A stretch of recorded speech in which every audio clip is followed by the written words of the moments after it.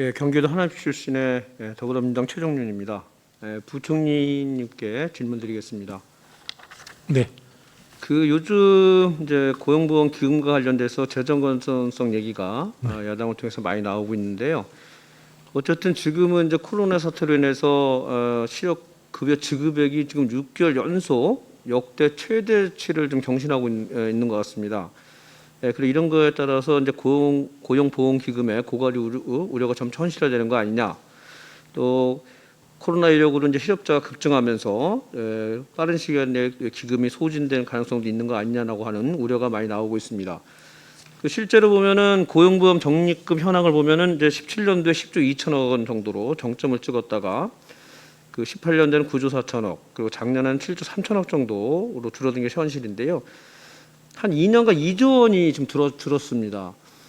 지금 근데 굉장히 위기 상황에서, 그리고 지금 경기 둔화되는 상황에서 이 정도가 실질적으로 야당이 일가에 제기되고 많은 분들이 우려하는 만큼의 심각성이 있는 거예요.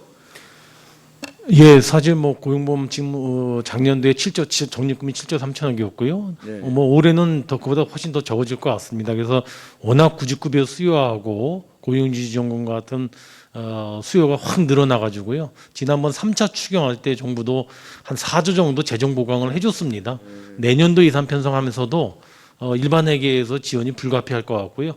이렇게 재정 보강을 해서 고용보험기금이 제 역할하는 데 차질이 없도록 정부로서는 최대한 노력을 하겠습니다. 그래서 이게 적자폭이 단순히 뭐 나쁘다거나 재정 바닥이라는 등의 이제 불필요한 이기감을 조성할 필요는 좀 없을 것 같습니다. 이게. 그래서 이외에도 여러 가지 대책들을 좀 마련해야 되실 것 같은데, 특히 고용보험기금은 경기 변동에 따라서 지출 구조가 좀 달라지는 특징이 있잖아요. 그렇습니다. 우리가 지난해도 보면은 우리 금융위기 당시에도 보면은 11년까지는 적자였다가 이후에 한 5년, 6년간 정도 흑자로 뭐 전환한 예가 있고, 또 최근에 이제 구직급여하고 고용유지지원금 그런 등 이제 고용보험기금 지출 급증이 코로나19 대응해서 고용위기를 극복하고 실직자 생계 안정 등 사회 안정망 강화를 위해서 이제 필요한 조치라고 생각이 듭니다. 네. 2018년부터 실질적으로 고용보험금이 줄어든 근본적인 이유는 이제 지출이 많은 거잖아요. 어쨌든 예. 요소가 많아졌고, 특히 핵심적인 거는 이제 사회 안전망 강화하고 적극적인 노동시장 정책 때문에 취약계층이 돈이 많이 들어갔기 때문에 그렇다고 생각합니다. 그래서 이게 사실은 정부가 의지를 갖고 했던 정부의 정책의 결과이지 이게 무분별한 낭비는 아니잖아요. 이런 네, 그렇습니다. 이런 거 관련된 이제 사실은 좀 해설이나 설명들을 기재부가 좀 잘해줘야 된다고 생각이 들고요. 제가 보면 실제로 구직급여 아까 말씀하신 것처럼 학대에서 편성을 했어요. 보니까 6조 4천억에서 8조 1천억. 그다음에 청년 사업은 굉장히 획기적으로 많이 학대 편성을 한 걸로 보입니다. 자, 이런 게 지금 보면 지금 고용보험기금과 관련된 얘기로 시작되지만 지금 여러 가지 보면 많이 되는 게 재정의 건전성에 방점을 두느냐, 아니면 재정 확대를 통해서 이를 대응하느냐, 이 문제가 굉장히 쟁점으로 계속 제기되고 있는데, 제가 보기에는 지금의 이런 또 지금 2차 대감염이 눈앞에 두고 있는 시점에서, 또 이날에 우리 장관님께서 말씀하셨던 것처럼 우리가 전체 국가재정의 건전성에 문제가 없지만 이후에 어떻게 상황 변화가 될지 몰라서 그 여력을 담보하는 것이 굉장히 필요하다고 말씀하셔서 지금 현재로는 지금 재정 건전성보다는 학대 재정을 통한 위기 대응이 더 먼저이지 않나 생각이 드는데, 이거에 대한 좀 장관님 견해 좀 말씀해 주시죠. 예, 뭐 정부가 금년도에도 그렇고 내년도에도 역시 그 확장 기준은 불가피할 것 같습니다. 그래서 지금 여하튼 재정 소요가 필요할 때 제 역할을 해줘야 그 피해가 나중에 더 극소화되는 거기 때문에요. 저는 당분간 그렇게 반영할 수밖에 없다는 말씀을 드리고요. 고용보험금도 마찬가지입니다. 고용보험도 아까 적립금도 줄어들고 단기적으로 단기 순이익이 마이너스가 날지언정 지금 구직급여라든가 고용유지지원금 같은 소요를 적극 뒷받침해 줄 수밖에 없는 상황이고요. 그런 측면에 정부 정책이 집중되고 있다는 말씀을 드립니다. 지금 보면은 하여튼 실업급여가 지금 뭐 1조 4천억 정도가 적자가 예상되고, 고용안정지원금하고 이제 직업 능력개발 비용도 한 1,600억 정도. 그 다음에 3차 추경에서 일반 회계 전입금을 했음에도 불구하고 한 1.8천억 정도 적자가 예상되고 있어서 합하면 한 3조 2천억 정도 적자 폭이 생기고 또 이게 고용보험 적립금도 아마 감소 많이 떨어질 거로 예상되는데 그 고용보험법에 보면은 그 법정 적립이 있잖아요. 네네. 그래서 이게 뭐 지금은 적립은 고사하고 사실 크게 감소하고 있는 건데 자, 이에 대해서 제가 전번에 한노위 상임위에서도 얘기했던 게 있는데 하여튼 기재부에서 노동부와 좀 대책을 세워서 이거에 대한 좀 그 방안들을 좀 만들어 주시기를 좀 부탁을 드리고요.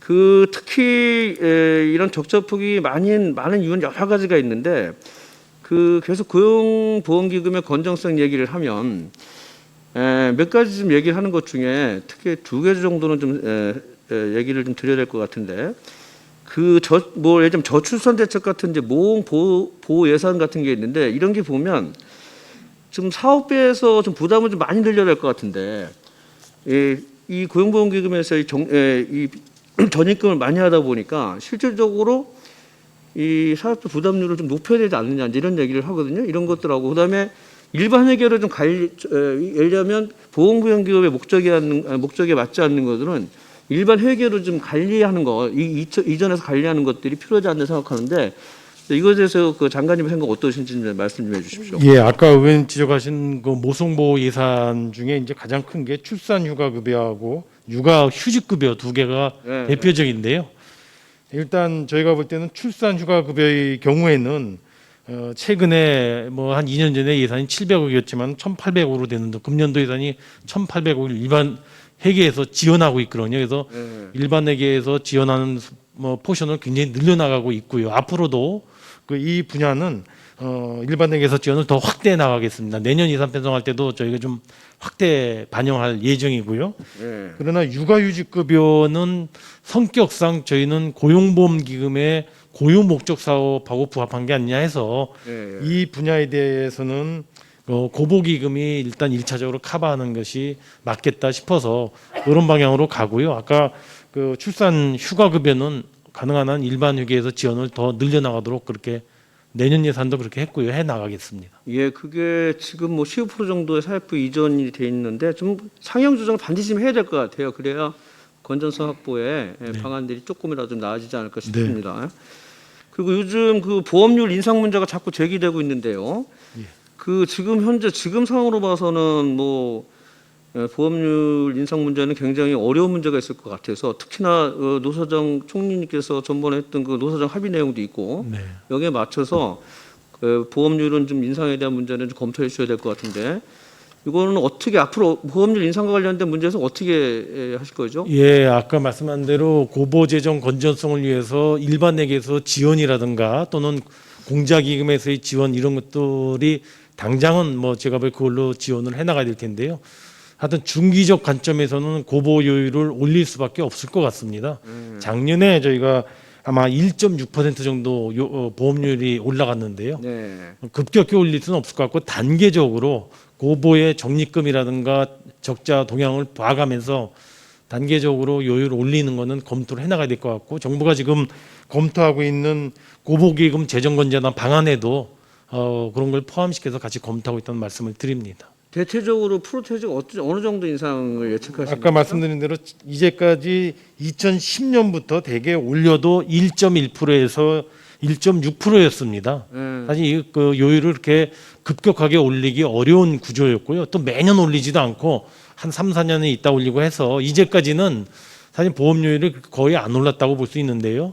아까 말씀드린 대로 워낙 이번에 코로나 위기를 거치면서 지원 소요가 급격히 늘어나서 제가 보기에 단계적으로 인상하는 방안이 검토가 불가피하지 않는가 싶고요. 그 수준은 좀 검토해 보도록 하겠습니다. 예, 이게 자칫하면 사실 그 집단적 저항의 문제로 좀 제기될 수 있는 큰 리스크를 안고 있어서 많은 부분 같이 협의를 해서 충분히 만들었으면 좋겠습니다. 충분히 협의하면서 검토하겠습니다. 다음은 그 건역 감염병 전문병원 구축 위한 사업 관련돼서 부총리님께 좀 말씀을 드리겠습니다.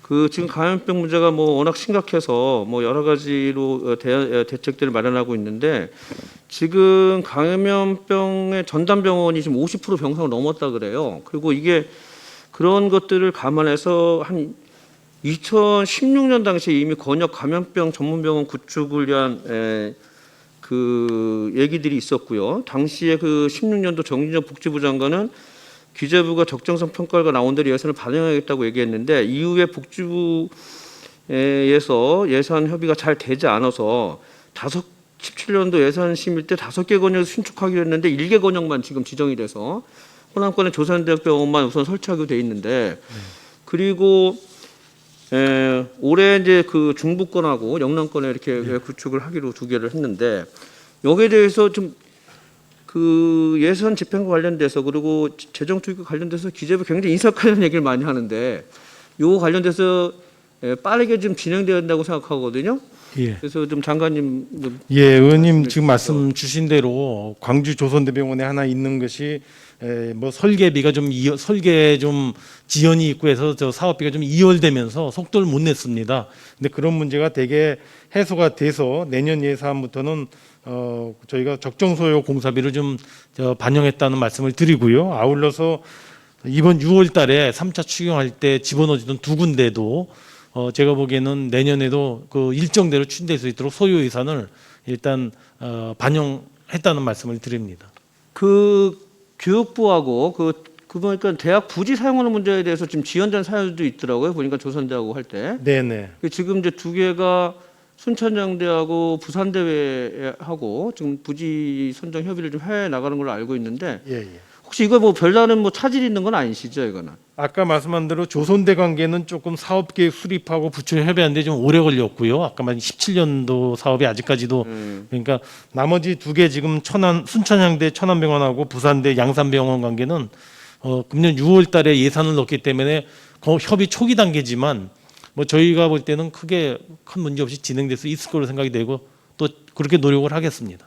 그래서 교육부 차관님 예. 이거 지금 굉장히 절실한 문제로 다가올 것 같거든요, 이제. 네. 그래서 지금 순천향대하고 부산대하고 협의하는 문제 별 큰 문제 없으시겠죠? 예, 이미 순천향대학교는 부지를 확보를 한 상태고요. 그리고 양산 부산대 병원도 사업 공모 신청 전에 병원하고 학교 간의 무상 사용을 협의를 완료를 했습니다. 그래서 조선대하고는 좀 다른 상황이고 사업의 진행에 차질이 없을 것으로 그렇게 예상하고 있습니다. 예, 감사합니다. 여기가 없어. 오늘 통일부 차관님 나오셨나요? 예, 통일부 차관 나와 있습니다. 예, 잠깐 간단하게 좀 말씀을 드리겠습니다. 그 통일 국민협약을 하기 위해서 19대 대선 공약으로 만들어내면서 여기가 이제 평화 통일 비전 사회적 대화 전국 시민회의를 이제 만들기로 한 거 알고 계시죠? 예, 통일비전 시민회의가 출범해서 활동. 네, 그래서 이제 이 기구를 보면은 보수, 중도, 진보를 아우르는 대표들과 종교인 연합단체가 다 포함되고 있는데도 불구하고 여기에 대한 투명성 문제와 대표성 문제를 자꾸 제기하고 있는데 이 문제에 대해서 좀 어떻게 생각하는지 말씀 좀 해주시죠. 의원님께서 지적하신 대로 이 진보 보수 중도 종단까지 포함해 가지고 전부 아울러서 하고 계시고요. 또 여기에 따른 이게 이제 사회적 대화 기구로 작동하고 있고 여기 시민 참여단이 또 활동하고 있습니다. 이 시민 참여단은 저희 통일부에서 뽑는 게 아니고 여론조사 기관인 한국 리서치에서 인구 비례에 따라서 모집해서 활동을 하고 있습니다. 다만 이제 그 말씀하신 대로 국민적 합의가 좀 부족하고 극소수가 모여서 하는 거 아니냐. 이것은 저희 통일부 차원에서 좀 더 소통을 좀 강화해서 이러한 오해가 없도록 그렇게 노력하겠습니다. 아니 그거 이제 국민 시민 참여단 이거 네. 문제가 그 리서치 회사에서 해가지고 하는 거죠. 그렇습니다. 예, 이게 공론화 사업할 때 다른 데에서도 많이 그렇게 하거든요. 그래서 이걸 좀 이렇게 더 적극적으로 홍보하시고 이거 더 투명하게 말씀해 주시면 그 시민 참여단 편향성 문제에 대해 시비는 없을 거로 생각하거든요. 네, 그걸 그렇게 해주시기를 부탁드리고요. 네, 의원님. 두 번째로 이제 한미억행그룹과 관련된 문제입니다. 그 한미억행그룹이 우리가 이게 18년도 9.19 평화선언하고 군사 분야 합의서 발표되면서 이제 시작돼서 결국은 그해 11월 20일 날 이제 이게 억행그룹이 발족이 됐는데 이 억행그룹이 발족될 때 보면 우리가 평양선언과 군사 분야 합의서가 굉장히 좀 남북 간의 자주적인 문제로 자주적인 그런 관점에 시작된 게 있어서 굉장히 미국이 좀 불편했던 모양인데 이거가 될 때도 보면 폼페이오 장관이 그 남북 군사협의에 강한 불만을 표시했다라고 하는 언론 보도도 있었습니다. 이 앞으로 이 한미 워킹 그룹이 어떻게 운영되고 어떻게 하는 것이 맞는지, 특히 그 이인영 장관께서 취임 때 한미 워킹 그룹이 해야 될 일과 해야 되지 않을 일을 구분해서 해보겠다라고 말씀을 하셨는데, 이거에 대해서 통일부에서 앞으로 어떻게 하실 건지에 대한 말씀을 좀 해주셨으면 합니다. 네, 워킹 그룹은 그 동안에 긍정적 평가와 더불어서 비판적인 또 의견도 함께 공존하고 있습니다. 그래서 이인영 장관께서 오셔서 말씀도 계셨지만 그 전에도 우리가 주권 국가로서 스스로 할 일, 그러니까 대북 제재와는 상관없이 스스로 할 일은 그대로 하고, 대북 제재에 포함되어 있는 분야, 국제적으로 협력해 나갈 것은 워킹그룹과 논의해가면서 한다 하는 그런 말씀이시고요. 다만 이 워킹그룹에서 논의해서 해나가는 것들이 남북관계 개선과 또 우리의 소망인 한반도 평화정착에 의해서 촉진적인 역할을 워킹그룹이 해야 되겠다. 그래서 워킹그룹 2.0이라는 말씀을 하셨습니다. 그래서 그런 측면에서 앞으로 한미 간의 워킹그룹을 운영을 해나가도록 노력을 하겠습니다. 예, 굉장히 중요한 문제여서 지금 남북 북미의 그리고 그 한미 관계에서 굉장히 중요한 키 문제이기 때문에 이 문제는 좀 적극적으로 대처하셔서 우리 남북 문제가 새로운 좀 활로를 펼칠 수 있는 계기를 좀 만들었으면 좋겠다는. 네, 의원님 그렇게 하겠습니다. 예, 최종일 의원님 수고하셨습니다. 다음 순서는 미래통합당의 비례대표 의원이신 존경하는 윤주경 의원님 질의하시겠습니다.